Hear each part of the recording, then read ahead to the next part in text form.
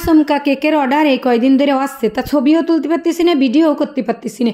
আসসালামু আলাইকুম রহমতুল্লাহ। টুক করে একটা কেক বানাইছি, দেখো ভ্যানিলা কেক।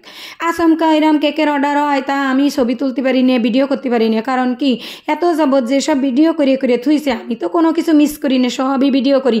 ভিডিও করতে করতে মোবাইল বইরে ফেলাইছি, আহানে আর কেকের ভিডিও করতে পারতেছি না, জাগা নেই মোবাইলে, কি আর বকাও দি। তা সেই কেক কিন্তু একটা বানাইছি, বানাইয়ে তা ভাবলাম দেখি এইটা একটু ভিডিও করি। তা কেক বানাইনি তো ভিডিও করতে পারলাম না, ডেকোরেশনটাই ভিডিও করলাম মূলত।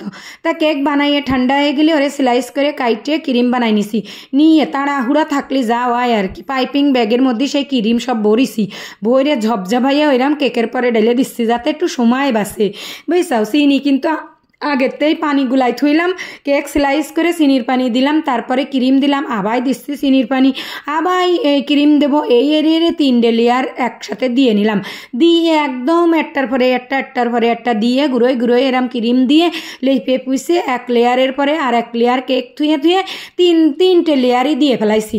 দেওয়ার পরে লাস্ট ফিনিশিং লেয়ার দেওয়ার পরে আবার চিনির পানি দিয়ে দিলাম। চিনির পানি না ভালো করে দিলি না ক্রিম বসতে চায় না, ওই প্যালেট নাইফের সাথে উঠে উঠে দৌড় মারে। তাইতে বলে একটু বেশি আরে চিনির পানি দিলাম, দিয়ে চূড়া লাগাই দিয়ে এইবার পাইপিং ব্যাগের কিন্তু বাহার এরিনি, আজকে জন্মের ব্যস্ত রয়েছি। সেই পাইপিং ব্যাগের মধ্যে বই রে, তাই সেই চারিদিক গুঁড়োয় গুঁড়োয় ক্রিম মাহালাম, মাহাইয়ের পরে তারপরে ওই স্কাবার দিয়ে গুঁড়োয় গুঁড়োয় আবার ওইটারে সমানে রে নিচ্ছি। আমি সাধারণত ওই যে কার্ড আছে না, ভিজিটিং কার্ড, ওইটা দিয়ে হচ্ছে সমান বানাই, কিন্তু আজকে আমি বেকায়দা ব্যস্ত, ঝপাঝপ কেক বানাতে হবে আর টপ নিয়ে চলে যাবে। তাইতে বলে ভাবলাম অত ব্যস্ততা যখন তখন আর অত ডং করে লাভ নেই, এক হেদেড়ি সারা, মানে তাড়াতাড়ি যেভাবে কাজ হয় আমি সেইভাবেই করি। তা ওই ক্রিম কিন্তু বেশি একটা সমান এত্তি যায়নি, আবার স্ক্রাবারের ওই যে হেদ্র খেদ্র চিনির মতো যে পাশ আছে ওই পাশ দিয়ে আশ্রয়ে হেদ্র খেদ্র ডিজাইন দিয়ে দিলাম।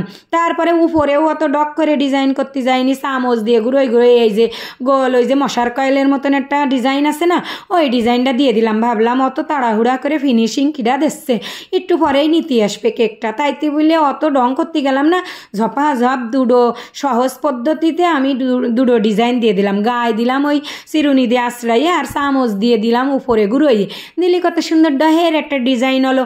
এরপরে ওই যে গোলাপি কালার দিয়ে একটু ক্রিম মিশিয়ে নিছি, নিয়ে একটা পাইপিং ব্যাগের মধ্যে 2 রকমের ক্রিম দিছি, গোলাপি আর হচ্ছে ওই সাদা দিয়ে সুন্দর ডক করে সেই ফুল কাটা দিয়ে নিলাম।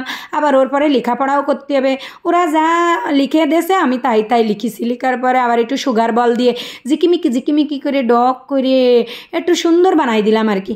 1 পাউন্ড কেক বানাতে বেশি টাইম লাগে না, শুধু ওভেনের মধ্যেই যত টাইম লাগে। ওভেনের মধ্যে কেক ভরে দিয়ে এইদিক ক্রিমটা রেডি হলি, এরম সহজ এই যে ডিজাইন আছে এই ডিজাইন দিলি কিন্তু অত ঝামেলার মনে হয় না। আমার তো আহানে আর কোনো ঝামেলাই মনে হয় না, শর্ট করে আমি সব কিছু হাতের দ্বারে থাকলি শর্ট করে কেকটা বানাই ফেলানো যায়। তো এই যে আমার সুগার বলও দেওয়া হয়ে গেছে। কেকটা কিরাম হয়েছে দেহে কবা, ইদানিং আমার ভিডিও কিরাম হয় তোমরা তো একটু কও না, তোমরা একটু করতে পারো না আমার ভিডিও কিরাম।